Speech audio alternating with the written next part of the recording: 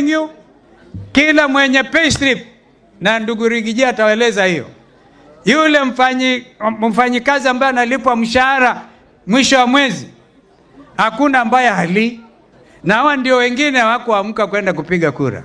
Nasikia ufununu kwamba wao 8 million ambao hawakupiga kura watakuwa watu wa kwanza kuanza kuamka saa 3 mchana, saa 9 mchana kwenda kupiga kura. And we want you to know, watu wa Kenya muwe na imani. We know this thing. We have the experience. We have the commitment. And we shall not relent, neither shall we surrender in making sure that William Ruto is one term na ufisadi Kenya unaisha. Wangapi wanakubaliana na mimi juu ya mambo haya? Wangapi wanakubaliana na mimi tena? Kwa hivyo hiyo declaration ya hapa muna. And we are going very soon. We have our teams working. We are going to announce the name and the formation of our new winning coalition. Yani hata ile ya 2002 itakuwa kama, by the way, kama wanataka kumshika Rigiji,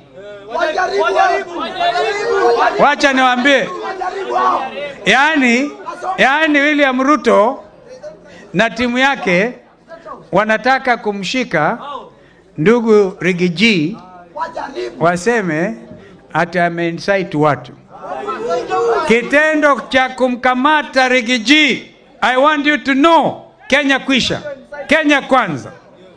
Tutatoka katika kila pembe, tutaenda tuwafukuzeni. Why do you want to go ahead? Kwa nini mnataka kwenda nyumbani hata kabla ya uchaguzi?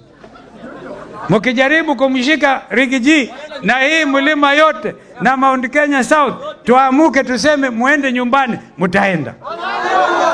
Wataenda wataenda?